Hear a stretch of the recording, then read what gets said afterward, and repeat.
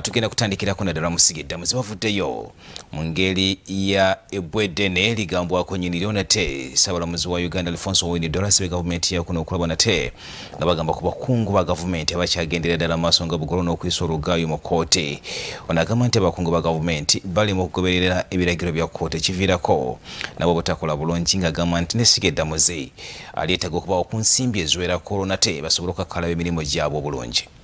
Ssaabalamuzi wa Uganda Alfonse Owiny Dollo atiisatiisizza okuggala ekitongole ekiramuzi ne kkooti zonna mu ggwanga singa abakungu ba gavumenti tebeddeko mu kuyisa olugaayo mu nsala ya oda eziweebwa abalamuzi.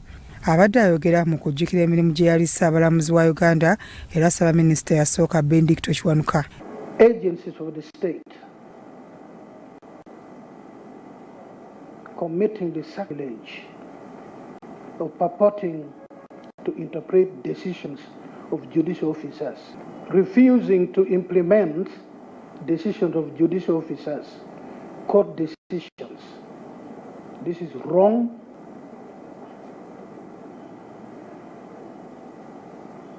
This is contrary to the principle of the rule of law.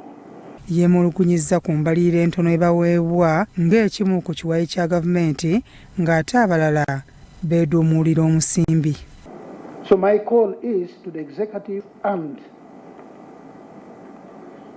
to parliament to reconsider this position. The judiciary is one of the three arms. Many times people say it is the third arm, and that's why we are made to suffer like this. The judiciary is not the third arm. It is one of the three.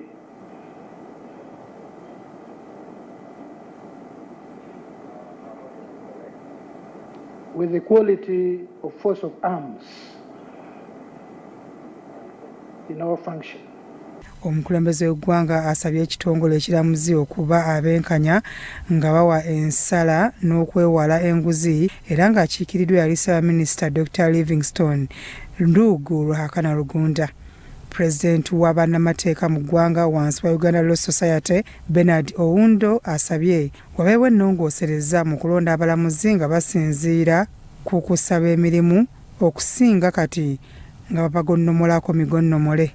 My Lord the Chief Justice and our Chief Guest, we think that one of the critical processes for ensuring and promoting transparency is the issue of appointment of judges.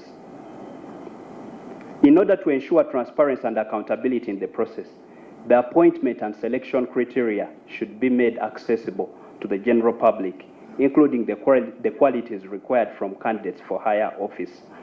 Abalala babaddeyo yamyuka Ssaabaloleza wa gavumenti Jackson Kafuuzi eyali Kaliisoliiso Jotham Tumwesigye nga nabo boogedde ku buweereza bwa Ben Kiwanuka. Honor his memory for the sake of human rights, justice and the rule of law. The people of Uganda must ensure that this type of killing does not happen again.